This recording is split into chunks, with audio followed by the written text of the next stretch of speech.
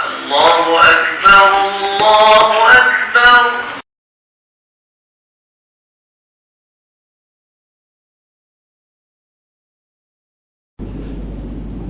أعوذ بالله من الشيطان الرجيم. بسم الله الرحمن الرحيم. الحمد لله رب العالمين، والصلاة والسلام على رسول الله الأمين محمد صلى الله عليه وسلم وعلى آله وصحبه أجمعين.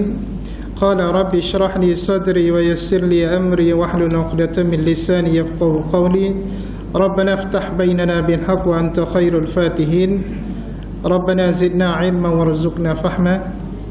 اللهم أصلح ذات بيننا وبين قلوبنا واهدنا سبل السلام ونجنا من الظلمات إلى النور وجنبنا الفواحش ما ظهر منها وما بطن. Yang saya kasihi sidang muslimin muslimat rahimakumullah, Assalamualaikum warahmatullahi taala wabarakatuh. Alhamdulillah, segala puji kita panjatkan kepada Allah Subhanahu wa taala kerana memberi kita peluang dan masa, tenaga dan kekuatan untuk berada dalam masjid pada malam ini. Kalau kita nak kira dengan tahap keimanan yang kita ada, terutama selepas berlalunya Ramadan, fasa-fasa kita berada pada bulan-bulan yang seterusnya selepas Ramadan, itu adalah satu fasa yang amat genting. Kerana jauh sangat perbezaan dari segi amal ibadah banyak mana yang kita buat pada Ramadan berbanding dengan pada bulan-bulan Syawal dan sebagainya. Jadi tuan-tuan dan puan-puan ahli jemaah sekalian, seharusnya kita fikir cara bagaimana kita nak meningkatkan amal ibadah kita, dengan erti kata meningkatkan keimanan kita. Sebab itu ulama buat satu formula, ulama buat satu piawai, standard piawai yang kita boleh guna pakai, iaitu kaedahnya berbunyi al-imanu yazidu bit-ta'ah wa yanqusu bil-ma'siyah. Iman itu dia boleh bertambah dengan adanya ketaatan, dan iman itu boleh berkurang dengan berlakunya maksiat. Maknanya kalau kita taat kepada Allah, itu adalah proses kita ke arah menambahkan atau mempertingkatkan iman kita. Manakala kalau dalam satu hari itu kita banyak buat maksiat, itu maksudnya kita telah mengurangi ataupun kita telah menyebabkan iman kita jauh daripada Allah Subhanahu Wa Taala. Kadang-kadang penafsiran maksiat tu agak tidak tepat di kalangan kita. Kita menafsir maksiat tu satu benda buruk yang kita buat, satu benda yang kita kata lebih kepada kita yang melakukan dia. Contohnya minum arak ke, berzina ke. Tapi kita tak sedar bahawasanya maksiat itu juga berlaku pada perkara-perkara yang Allah telah wajib, tapi kita tak buat, dengan maksud kita meninggalkan dia. Contoh ibadah solat, kita meninggalkan dia, itu dikira maksiat juga. Jadi insya-Allah supaya hari-hari yang kita lalui selepas Ramadan ini memberi makna banyak dalam kehidupan kita untuk kita mempertingkatkan amal ibadah kita. Jadi bagi tuan-tuan yang sudah ada kitab Syama'ilul Muhammadiyah daripada cetakan PTS ataupun yang ada nota yang saya bagi itu, benda yang hampir sama sahaja. Jadi kita akan mula daripada hadis yang pertama. Minggu lepas saya sudah sentuh hadis pertama, kedua dan ketiga, tapi malam ni kita buat ulang kaji sedikit, memandangkan kita baru ada nota ni. Sebab kalau nak beli kitab dia harga lebih kurang RM50 ke RM60 macam tu, saya pun dah lupa dah. Tapi saya buat ni dalam bentuk siri-siri, saya buat pendek-pendek. Jadi insya-Allah dapat memberi kepahaman kepada kita semua. Hadis yang pertama, mungkin tuan-tuan kena ada edit sikit lah, kena ada pen, edit ataupun tanda bahagian mana-mana yang patut. Contohnya dalam nota tu tak ada muka surat. Jadi ambil pen, nanti tandalah muka surat berapa-berapa tu sampai habis. Jadi kita lihat pada hadis yang pertama, riwayat daripada Anas bin Malik. Status hadis, hadis sahih. Sebab dalam kitab Syama'ilul Muhammadiyah ni dikumpulkan semua hadis. Ada hadis yang status dia hasan, ada hadis yang status dia dhaif. Jadi Imam Tirmizi dia collect, dia kumpul semua hadis ni dalam kitab Syama'ilul Muhammadiyah. An Anas bin Malik annahu sami'ahu yaqul kana Rasulullah sallallahu alaihi wasallam laysa bit-tawil al-ba'in wala bil-qasir wala bil-abyad al-amhaq wala bil-adami wala bil-ja'd al-qatat wala bis-sabat. Boleh baca dua, sabati pun boleh, sabti pun boleh. Ba'athahu Allah Ta'ala ala ra'si 40 sanah فأقام بمكة 10 سنين وبالمدينة 10 سنين وتوفاه الله تعالى على رأس 60 سنة وليس في رأسه ولحيته 20 شعرة بيضاء. An Anas bin Malik, daripada Anas bin Malik. Minggu lepas saya dah terangkan lebih kurang pasal Anas bin Malik. Jadi Anas bin Malik ni di kalangan sigharus sahabah, sahabat-sahabat Nabi yang kanak-kanak ataupun remaja. Sebab Nabi guna khidmat Anas bin Malik ni selepas mak dia. Offer kepada Nabi untuk Anas bin Malik ni berkhidmat untuk Nabi. Masa tu dia bermula dengan usia 10 tahun. Dalam setengah riwayat kata masa perang Badar berlaku umur dia baru dalam 12-13 tahun. Jadi Nabi tidak bagi tawaran dia untuk masuk dalam tentera untuk pergi berperang masa tu. Cuma dia dapat, kalau tak silap dalam beberapa peperangan lain, contoh peperangan Uhud, dia dapat attend lah. Dia acceptable untuk peperangan Uhud dan sebagainya. Anas bin Malik, bapa saudara dia Anas bin Nadar. Jadi nama dia tu sebenarnya diambil sempena dengan nama bapa saudara dia, yang merupakan salah seorang panglima atau pejuang yang kental dalam peristiwa peperangan Uhud. Minggu lepas saya dah terangkan bahawasanya bapa saudara dia ni boleh cium bau syurga di sebalik bukit Uhud tu. Bila mana peperangan berkecamuk berlaku, tentera Islam hampir-hampir dah gagal pada masa tu. Kerana apa? Kerana ada dakwaan yang menyatakan Rasulullah sudah mati, sudah terbunuh dalam peperangan itu. Kemudian Anas bin Nadar dia kata di sebalik gunung Uhud tu dia boleh cium bau syurga. Jadi dia bangkitkan semangat kekuatan pada bala tentera Islam untuk menyerang. Tapi realitinya dalam peperangan Uhud sememangnya tentera Muslim kalah.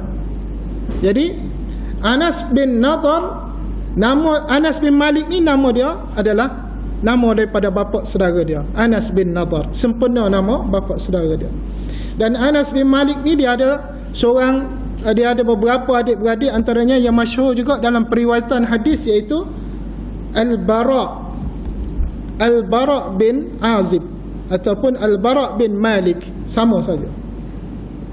Jadi Anas bin Malik ni salah satu yang kita boleh tengok daripada riwayat dia, kehidupan dia yang mana dia berkhidmat sepanjang masa bersama Rasulullah, menyebabkan dia ni bila Rasulullah SAW wafat, menyebabkan hati dia ni rasa duka cita kerana kehilangan insan yang istimewa dalam kehidupan dia.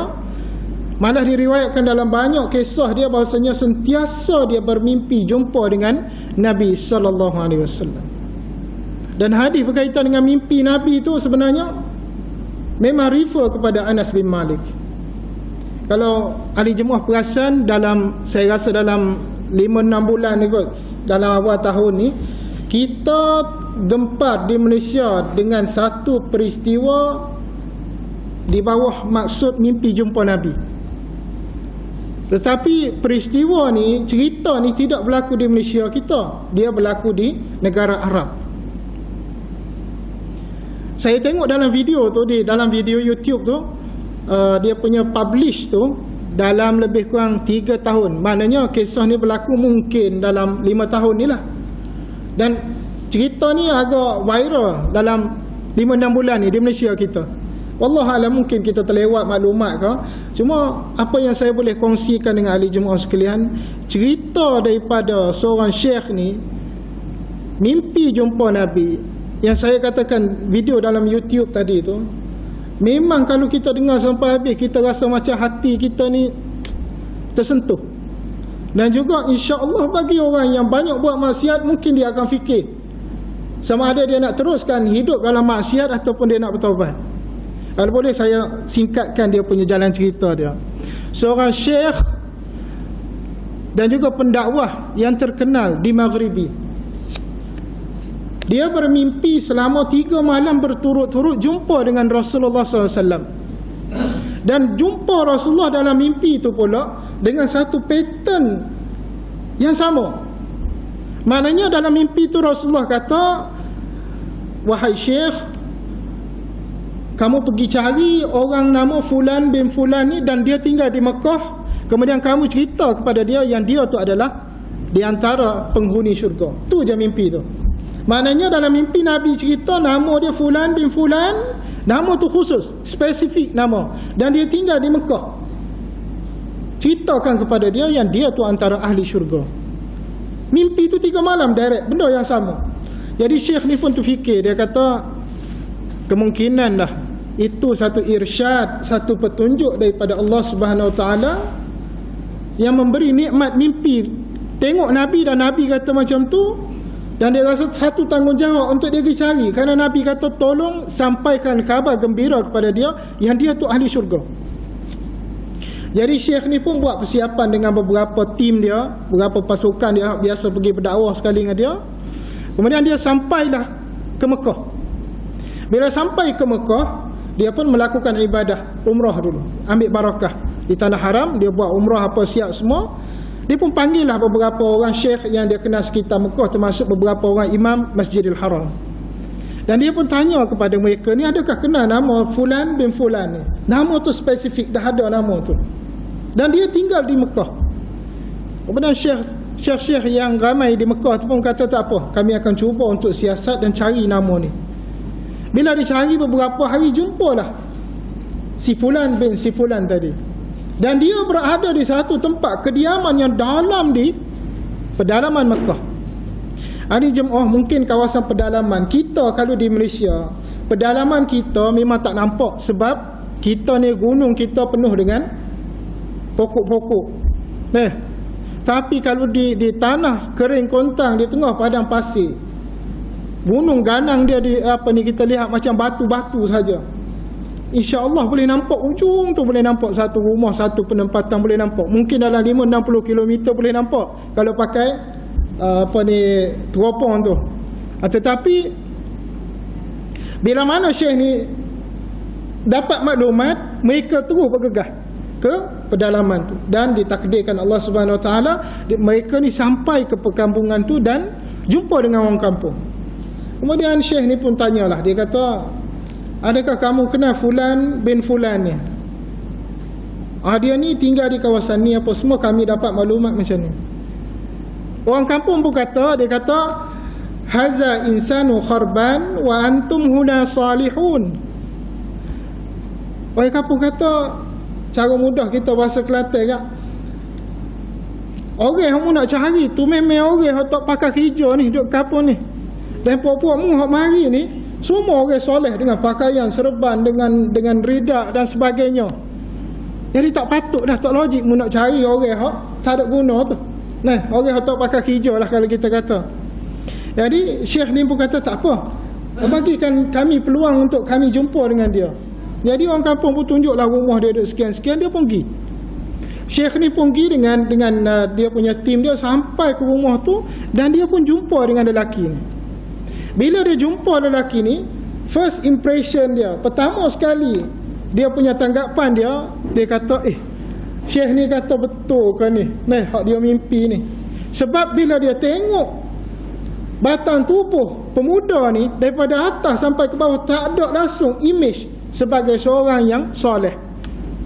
Tak ada, kita kata kat mudah kat pakai selekeh, pengotor dan sebagainya. Tak logik, tak masuk akal dengan mimpi dia. Lepas tu dia pun ceritalah bahawasanya dia datang ni dengan ada satu matlamat nak sampaikan, yang mana Rasulullah SAW cerita yang muni wa anta min ahli al-jannah ubashiruka bi annani ra'aitu an-nabiy sallallahu alaihi wasallam salasa layalin bi annaka min ahli al-jannah.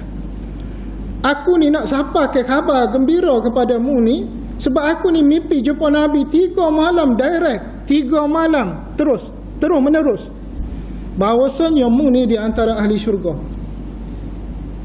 Jadi lelaki ni pun kata, ya ke? Nah, betul ke ni? Nah, tak masuk akal. Dia sampai tepuk dahi dia, terduduk. Nah, orang kata tak nampak. Tak tahulah betul ke ni? Nah, Tok Syekh mari duk cerita aku ni ahli jannah. Aku ni di kalangan ahli syurga. Jadi Syekh ni pun, Syekh Maghribi ni pun tanya dia. Dia kata, mal amalul ladzi sana'ta? Apakah satu amalan yang kamu buat yang mu ni boleh mari dalam mimpi aku dan Nabi khabarkan kamu ni antara ahli syurga? Dia kata tak ada. Ana fajir. Dia kata aku ni orang paling jahat lah sini. Ana fajir fi hazil mantiqah. Aku ni kalau dalam kawasan Mekah ni aku paling jahat, dia kata. Ana fajir fi hazil mantiqah. Wa ana mukassirun as-salatu mukassirun fiha. Dia kata bila waktu semaya ya, aku ni kalau dengan semaya tu, dia kata kalau Kelantan kita ni kata cerelek-cereluk, sembrono, tidak on time lah. Kadang rapat habis pukul 4 barulah nak maya zuhur. Cerelek-cereluk sungguh lah. Jadi tak masuk akal. Dia kata kalau mu mari nak wayak bahawasanya aku ni ahli syurga. Jadi Syekh Maghribi ni pun tanya lagi. Dia kata, cuba ingat baik-baik, adakah satu amalan yang mu buat hak memang special bagimu? Dia kata, telitah dalam fikiran dia. Dia kata, anna fulana jari tuwaffa wa taraka armalah wa atfal. Sesungguhnya jiran aku nama sekian-sekian, dia mati. Kemudian dia meninggalkan isteri dia, yakni seorang janda, wa atfalah, dan anak-anak dia. Wa aqsamtu billah, dan aku bersumpah kepada Allah, wa ana uqsim ratibi baini wa bainaha, dan aku bersumpah kepada Allah di mana aku akan membahagikan pendapatan aku, gaji aku separuh kepada dia, separuh kepada keluarga aku dan separuh kepada dia. Tu yang dia buat, dia kata. Jadi Syekh ni kata, ya, kemungkinan amalan itu kot, dia kata. Nah, jadi tak apalah. Meh, dia ajak pergi ke Masjidil Haram. Dia kata, mainlah kita siap-siap kita pergi ke Masjidil Haram untuk buat amal ibadah. Yalah, sebab dah lama tak pergi ni, dia ajaklah, biasalah. Orang hak soleh, orang pendakwah ni bila nampak orang tu jauh dengan masjid, dia akan ajak supaya dekat dengan masjid, terutama Masjidil Haram. Jadi kawan ni pun persiaplah diri dia. Dia kata tak apa. Dia nak siap diri, nak mandi apa semua. Dia pun mandi, siap semua, pakai baju lebih kurang sempurna. Gilah ke Masjidil Haram sama dengan Syekh dan juga tim dia ni, pasukan dia ni. Bila sampai di Masjidil Haram, dia buat ibadah dan sebagainya. Sampai waktu solat, daripada mula solat sampai akhir solat secara berjemaah dengan imam, dia menangis tidak berhenti. Air mata tu tak berhenti. Dan Syekh ni pula semaya betul-betul sebelah dia. Dan Syekh ni cerita, dia semaya, dia menangis tidak berhenti.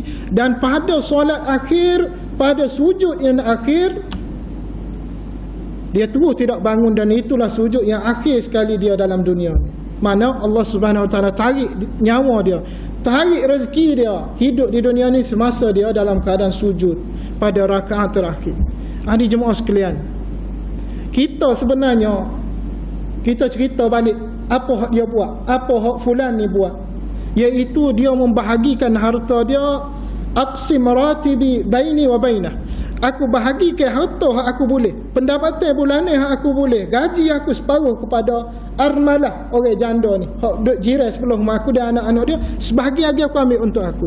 Nabi SAW pernah kata, al-qa'imu 'ala al-armalah kal mujahid fi sabilillah. Al-qa'imu 'ala al-marah, al-qa'imu 'ala al-armalah wal miskin kal mujahidi fi sabilillah.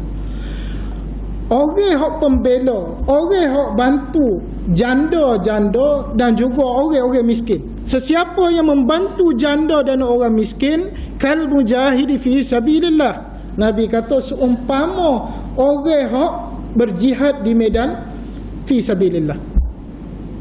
Dan yakinlah kerana itulah kemungkinan besar biiznillah dia akan dapat syurga Allah.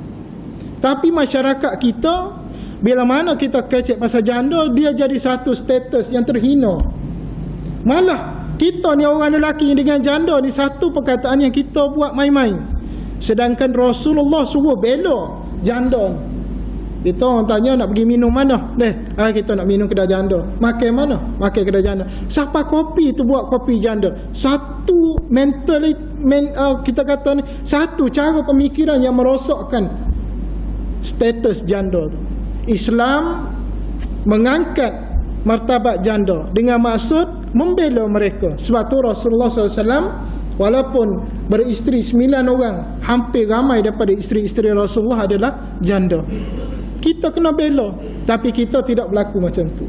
Dan juga satu perkara penting daripada mimpi dia tadi, bahawasanya amal ibadah kita buat banyak mana sekalipun, zahir mata kita tengok ni banyak, dengan kita mari masjid, dengan kita pergi umrah dan sebagainya, dengan kita baca Quran tak pernah tinggal, tetapi dia boleh jadi kecil, dia boleh jadi rendah nilai dia di sisi Allah Subhanahu Wa Taala bila mana amal ibadah kita tu ada perasaan ujub, ada perasaan takabur.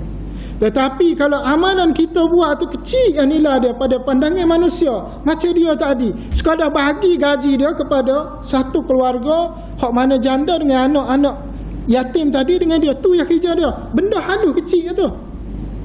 Tetapi pada pandangan Allah Subhanahu Wa Taala benda tu amat-amat besar dan layak untuk mendapat syurga Allah. Itu kita kata syurga ni rahmat Allah. Allah nak bagi kepada siapa dia bagi. Bukan kata kita ni penuh dengan amal ibadah kita dapat syurga, tidak semestinya. Kemudian selepas tu hadis tu kita tengok annahu sami'ahu yaqul, dia mendengar Rasulullah SAW berkata, kana Rasulullah SAW laisa bitawilil ba'in. Rasulullah SAW bukanlah orang yang terlalu tinggi. Bitawilil ba'in ni orang sangat-sangat tinggi. Nabi ni tidak sangat tinggi. Tinggi kita ni kan zaman dulu saya pun tak pastilah Rasulullah tu lagu mana orang Arab tinggi masa tu. Anggaran kita kalau lah ni 180 190 tu tinggi dah. CM lah. Kemudian wala bil qasir, namun bukan juga terlalu pendek. Nabi ni tidak terlalu tinggi, tidak terlalu pendek. Kerana apa? Kalau terlalu tinggi nak berdakwah pun payah. Jadi orang nak dengar Nabi ni lenggok belakang. Kalau Nabi ni pendek berdakwah pun payah, orang pelekeh pula dia. Nabi nak berdakwah orang duk tunduk. Jadi nampak psikologi dia nampak tak kuat lah. Tidak ke depan orang kata. Kemudian wala bil abyadil amhaq, kulitnya tidak putih pucat. Abyadil amhaq ni putih pucat, macam putih orang nak mati. Setengah orang ni hok jenis ikut trend lah ni, hok pakai produk macam-macam, terutama di kalangan perempuan. Kita tengok ada di kalangan mereka sebelum ni tak berapa cerah, tapi bila dia pakai produk putih suih. Kadang-kadang putih tu tahap pucat pun ada. Ni realiti ramai ni berlaku. Ada sayang-sayang bos sendiri pun kita tengok dulu tak berapa cerah dia. Lah ni putih suih. Tapi bergantung kepada produk dia makan tu lah. Salah dia berhenti kita tak tahulah. Balik itai berat daripada dulu kalau Allah alam. Jadi wala bil adami, Nabi ni juga tidak sawa matang. Sawa matang ni kulit kita orang Asia Tenggara ni. Ini nak kau gelak-gelak sangat aku sawa matang. Aman nak royak pun payah kalah tu. Dia kena tengok sendirilah sawa matang ni macam kita lah kulit kita. Wala bil ja'dil qatat, rambutnya tidak terlalu kerinting. Qatat ni kerinting. Jadi Nabi ni tidak kerinting pa orang Afrika tu. Afrika ke kerinting ni. Kalau India tidak kerinting, jarang orang India kerinting. Kalau Afrika kulit hitam ni banyak keriting. Orang Melayu kita pun ada, tapi berapa peratus sikit lah. Sebab keriting ni dia DNA khusus dah. DNA dari tubuh dia memang jadi keriting. Mungkin bakar daripada tok dia ke. Jadi kita tak boleh mudah-mudah nak pergi buat keriting rambut ni. Wala bil ja'dil qatat wala bis sabti, tidak terlalu, dan juga tidak lurus, dan tidak juga terlalu lurus. Maknanya Nabi ni bukan kata rambut dia tu straight sangat. Lurus ni macam mana kita nak kata? Macam yalah lurus rambut lah, bukan lurus dah, lurus. Ana straight sangat pun tak, keriting pun tak. Jadi dalam hadis depan ni kita akan jumpa lagu mana hak kata tidak keriting sangat, tidak lurus sangat. Lagu mana kita akan jumpa. Kemudian ba'asahu Allah Ta'ala ala ra'si 40 sanah. Baginda sallallahu alaihi wasallam diutus oleh Allah menjadi rasul pada usia 40 tahun. Nabi jadi rasul mula dakwah pada usia 40 tahun. Wabil Madinah fa'aqama bi Makkah 10 sinin. Menetap di Mekah sebagai rasul selama 10 tahun. Maknanya Rasulullah dia berdakwah di Mekah selama 10 tahun. Wabil Madinati 10 sinin, dan 10 tahun di Madinah. 10 tahun di Mekah dan 10 tahun di Madinah. Dia ada, kita kata split sikit tu. Dia ada renggai sikit. Dia sebenarnya dia tambah 3 tahun lagi. 13 tahun di Mekah. Ulama ni dia tak kira 3 tahun tu, sebab 3 tahun tu dikatakan tempoh wahyu tidak turun. Jadi dia sekat semata. Dia stop semata. Setengah ulama kata wahyu tak turun tu berapa bulan ya. Wallahualam. Itu ada khilaf ulama lah. Wa tawaffahu Allah Ta'ala ala ra'si 60 sanah. Baginda sallallahu alaihi wasallam diwafatkan oleh Allah dalam usia 60 tahun. Dia genap usia Nabi 60 tahun. Nabi kita wafat umur berapa? 63 tahun. Dan benar ni juga bila dilihat dari segi tarikh dia, usia 63 semua kompromi, tak ada masalah, boleh sepakat. Bila dicek dari segi tarikh dia lebih tepat 12 Rabiul Awal. 12 Rabiul. Dan ada sedikit kita kata polemik ataupun perbezaan pendapat berkaitan tarikh kematian dengan tarikh kelahiran Rasulullah SAW. Di sini perlu kepada banyak kajian lah. Tetapi daripada kajian yang sedia ada pun kita sudah boleh yakin, walaupun benda tu popular, kita dengar Nabi lahir 12 Rabiul Awal, sebenarnya tarikh 12 Rabiul Awal itu lebih tepat tarikh kewafatan Nabi. Kerana ulama selepas dia kira betul-betul tarikh kelahiran Nabi bukan 12 Rabiul Awal. Jadi kalau kita dah sambut maulud Nabi tu, sebenarnya tarikh itu adalah tarikh kematian atau kewafatan Nabi lah. Ini pencanggahan ulama, saya tak nak detailkan benda tu lah. Tetapi lebih kuat pandangan tersebut berbanding dengan yang popular kita sekarang.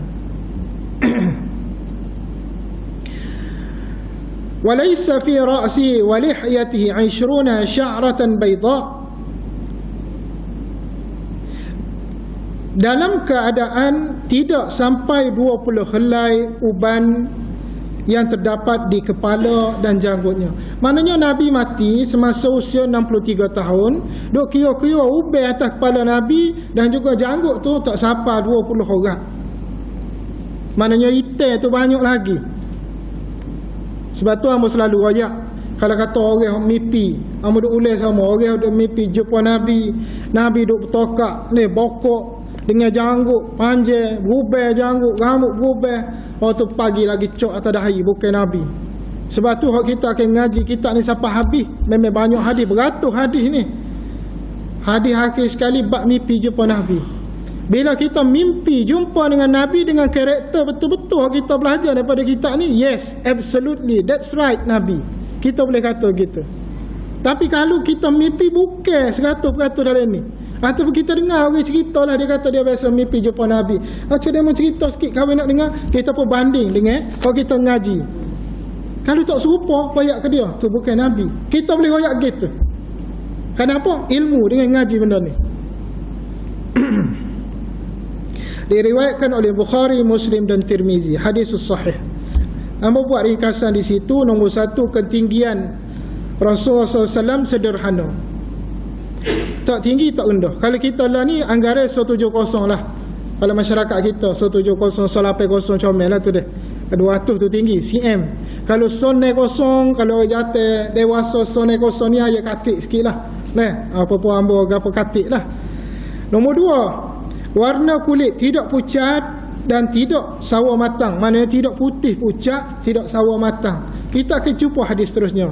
Jenis kan kulit Nabi ni. Yang ketiga, rambut ikal. Rambut teredah situ, rambut buh lalu, ikal. Tidak terlalu kerinting atau lurus kaku. Nabi ni rambut dia ikal. Ikal ni hak kita tengok macam ngepin dalam TV tu. Ngepin shampoo kau. Bukan suruh tengok tina tu. Tapi kadang-kadang ngepin dalam TV ni aurat terdedah tu kita. Pada padi-padi istighfar gitulah nak buat kan ada. Ngepin benda lain, gambar tina tu lebih. Nak ayat habis rambut bergalung comel tu. Ikal, Rasulullah rambut ikal.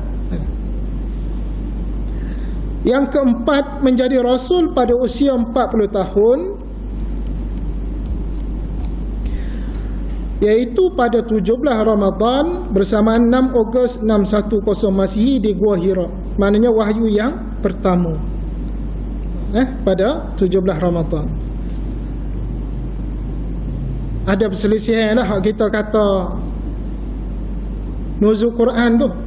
Quran turun bila? Gitu. 27 dan sebagainya tu. Nabi jadi rasul pada usia 40 kerana usia 40 ni satu usia hak memang sesuai. Dan juga usia hak paling kita kata matang dari segi pengalaman dia. Sebab kalau kata umur 20 kita tak kuat dari segi pengalaman. Kalau umur 50 60 terlalu tua, tidak gagah. Dia umur 40 tu gagah, sama sedap. Mature dah orang kata. Kalau kita kerja kat, kalau orang kerja kerajaan tu boleh buat rumah sedap dah. Yang kelima, menetap di Mekah 10 tahun, Madinah 10 tahun. Iaitu tempoh dakwah baginda. 10 tahun di Mekah, 10 tahun di Madinah. Sebagaimana berterai tadi, 13 tahun di Mekah, 3 tahun adalah fasa ataupun tempoh wahyu tidak diturunkan, maka ulama tak kira tu. Yang keenam, wafat pada usia 60 tahun. Lebih tepat dia 63 tahun. Sebab dia bundar ni, dia bundar. Pada 63 tu jadi 60 kerana tidak lebih pada 5. Pada 12 Rabiul Awal tahun 11 Hijrah bersamaan 8 Jun 632 Masihi. 32 Masihi. Kita lah ni 22 Masihi. Berapa tahun dah? 1000 tahun lebih dah. Dekat 1500 tahun. Nabi Isa sebelum mari Nabi Muhammad sekitar tak sampai 1000 tahun. Tu buku cabaran banyak dah. Hak agama Nabi Isa bawa tu hancur lebur dah. Kita hampir 1500 tahun. Tetapi alhamdulillah dengan Quran, dengan hadis ada. Cuma atas kita nak ngaji cara betul ke cara tak betul. Atas kita ya. Kadang-kadang betul tu ada dah depan mata nampak dah, tapi ego kita. Ambil satu kisah yang berlaku dalam masa terdekat ni. Sebagaimana yang telah dikeluarkan kenyataan oleh Jabatan Agama Islam Negeri Kedah. Bahasanya perbuatan hak ramai-ramai duk pergi atas Gunung Jerai beribadah dan kononnya untuk berjumpa dengan syekh tu, syekh ni melawat makam ataupun tempat perkuburan yang didakwa sebagai wali dan sebagainya adalah amalan bertentangan dengan ajaran Islam. Bahasa tu comel tu dalam kenyataan dia buat tu. Jelas. Comel maksudnya kalau baca tu tak sakit hati. Padahal dia nak rakyat sesat ya, nak rakyat sesat. Tapi dia kata bertentangan dengan ajaran Islam. Sopeklah bahasa tu. Supaya kita lah. Saya berasa perut kurang sedap. Sebenarnya rakyat ambo nak pergi berok ni. Tu ya. Benda tu ular ya. Daripada kenyataan Jabatan Agama Islam Kedah tu, ramai mana hak nyetok, hak gelepar dah berasa tak setuju benar. Padahal kalau kita nilah zahir akal kita tak seletak Quran hadis lagi lah. Zahir akal kita ya. Cara kita mikir bodoh kita ya. Logik kau mu nak pergi semaya atas gunung tu, atas batu gitu, lepas tu dah sekian dengan telaga dengan gua tu ada keramat. Logik kau.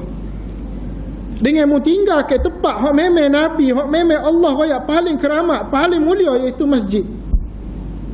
Mu semaya di atas bukit dengan mu semaya di masjid, mana hak lebih? Ada pernah Nabi royak gunung juga tu lebih banyak daripada pahala dia semaya di masjid London. Duk.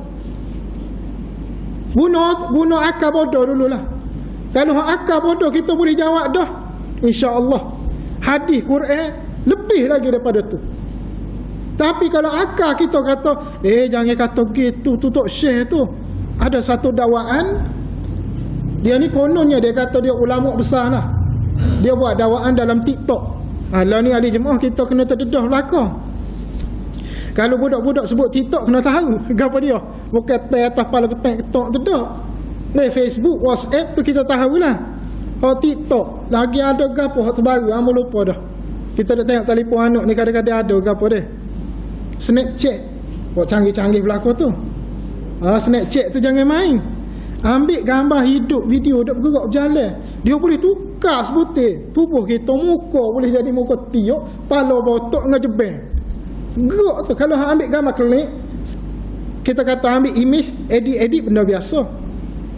Nak cerita, ulama tu kata dalam TikTok, dia kata sesiapa hak tidak pergi di gunung Jerat beramal ibadah supaya apa dia buat, kena mandi, kena ambil semaya di telaga, pergi jumpa gini. Cara dia tu, siapa-siapa tu buat, mati esok jumpa Allah. Dan syekh tu sendiri, Tok Wali tu, hak kata mati dua putih kubur, akan tanya orang tu, adakah sepanjang hidup mari jumpa dengan aku? Ni Tok Lebar tu dakwa lagu tu dalam TikTok dia. Tak ada, Allah tak akan tanya kerja egong lagu tu. Tak masuk akal. Siapa dia Tok Syekh mun tu? Garanti kau dia syurga.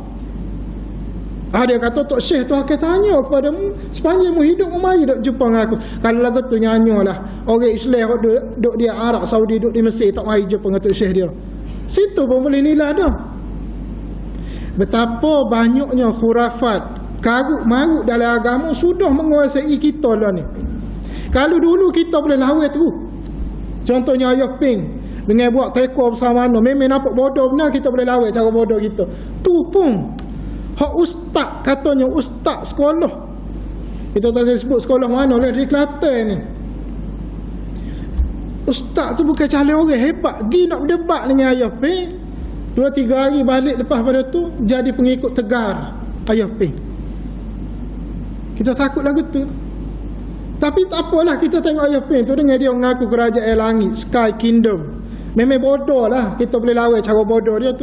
Ni, hak mari dengan serbai comel, jubah comel, hak apa serbai atas bahu dan sebagainya, dakwa benda lagu tu. Lepas tu pula dia kata, kalau mu mati sesok, mu tak pergi ziarah kubur, mu tidak pergi ziarah makam Tok Wali ni ada di Gunung Jerat, Tok Wali tu akan tanya mu sesok. Oi, sorry to say lah my friend, you problem tu. Memang problem tu. Utuh dah waya tu. Orang lagu ni banyak dah ni. Tidak, sekali-kali tidak. Tu tipu daya iblis belaka. Kerana apa? Amal ibadah kita direct dengan Allah Subhanahu Wa Taala, tak perlu jumpa Tok Syekh mana-mana. Tak perlu jumpa ngadak dengan Tok Syekh mati atas kubur tu tak. Malah kita nak kata, ramai mana buat karut-marut ni, amalan dia jelas bukan ahli sunnah wal jamaah pun ramai. Bukan kata semua dah, ada tidak ahli sunnah wal jamaah. Kita ni nak bela ahli sunnah wal jamaah, kita tak tahu Quran sunnah lagu mana. Ya wis tengah kadang-kadang puak dia mati tidak tanah supaya kita ahli jamaah. Mati tanah diri ada, tanah cara diri. Subhanallah. Kita nak kata Syiah pun kita tak sip kata, takut berasa berat benar. Tetapi nak pengaruh Syiah di tanah Melayu kita cukup kuat. Dan ini antara bibit-bibit yang nampak lah ni. Dulu ada dah, tapi lah ni kerana adanya teknologi sebagainya, video dan sebagainya, kita boleh tengok selalu. Kerana sejarah kedatangan Islam di tanah Melayu, antara teori dia adalah daripada tanah Arab terus ke tanah Melayu. Dan tanah Arab tu pula dalam tanda soal, bukan Mekah Madinah. Kita tahu bahasanya Islam di Mekah dan Madinah satu kita kata pusat, hak paling kuat, paling kokoh dari segi perkembangan dia. Tetapi Islam hak mai ke tanah Melayu adalah daripada kawasan Yaman. Dari Yaman tu pula apa masalah mari, iaitu pedagang-pedagang daripada Hadramaut. Benda ni teori dan juga sejarah tak boleh dinafikan. Cuma kalau dia mau berasa nak bela, dia mau akhir kona.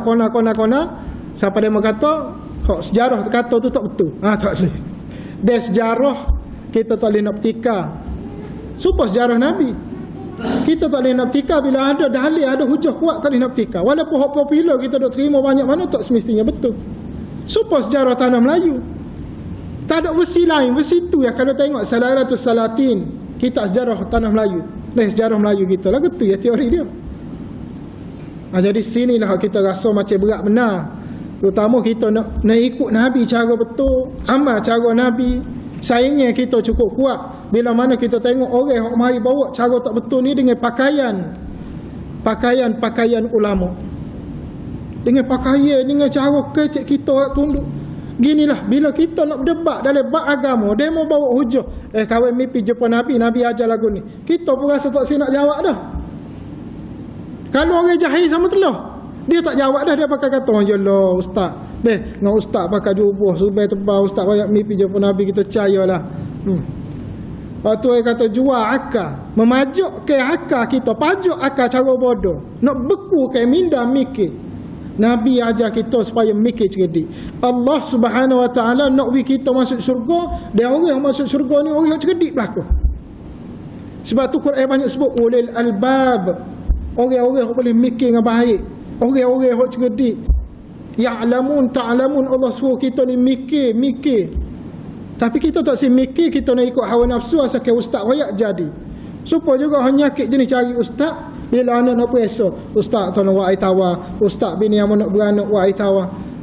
Hal ni kita tak boleh layan. Jangan jadi satu tabiat ahli jemaah. Jangan benda dikaru, kena tinggal dah. Berasa nak juga dengan air tawar buat sendiri lah. Tak nanti air tawar, mau beli air Pepsi ke air Coca-Cola, kau boleh buat belakang. Tapi berasa dengan air tawar. Ustaz baca jadi lalu. Amat terkejut tengok dalam ada satu online market baru ni. Allahumma salli ala. Tak ingat dah kepada kurma ajwa ke apa. Kata silap makanan hak dia kata makanan sunnah tu lah. Kurma ajwa. Itu pun benda lain yang betul.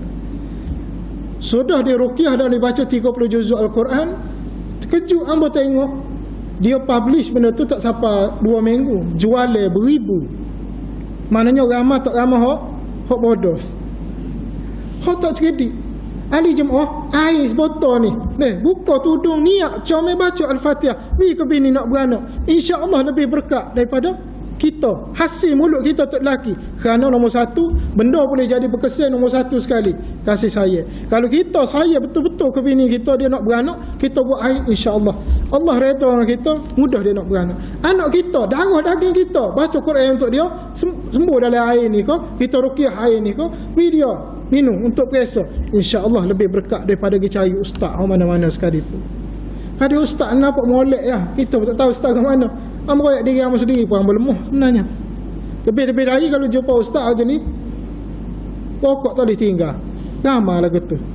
Pokok tak boleh tinggal. Doa baca semua, makmum pada amin. Rabbana atina, hamba doa banyak kali dah kan. Atina fid dunya hasanah wa fil akhirati hasanah wa qina azabannar. Wa qina azabannar. Dia sebut sama wa qina azabannar, dan jauhkanlah kami daripada api neraka. Api hak depan mulut untuk saya dua tak siwak jauh. Pas nak barakah kat mana doa kita? Tak barakah. Na'udzubillah. Benar ni fitnah dunia. Fitnah akhir zaman, tipu daya ni terlalu banyak. Jadi alhamdulillah, insya-Allah setakat itu dulu hadis pertama kita sudah baca habis.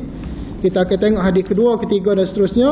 Sebab hadis kedua, ketiga ni dia lebih kurang dalam 15 hadis dalam satu bab yang sama. Jadi dia akan ada pengulangan beberapa karakter yang sama. Okey, insya-Allah. A'udzubillahi minasyaitonirrajim. Bismillahirrahmanirrahim. Alhamdulillahirabbil alamin. Allahumma shalli wa sallim ala nabiyyina Muhammad sallallahu alaihi wasallam. Allahumma inna nas'aluka ridhaka wal jannah wa na'udzubika min sakhatika wan nar. Allahumma ij'al jam'ana hadza jam'an marhuma wa tafarruqana min ba'di tafarruqan ma'suma. Rabbana atina fid dunya hasanah wa fil akhirati hasanah wa qina adhaban nar. Sallallahu ala Muhammad.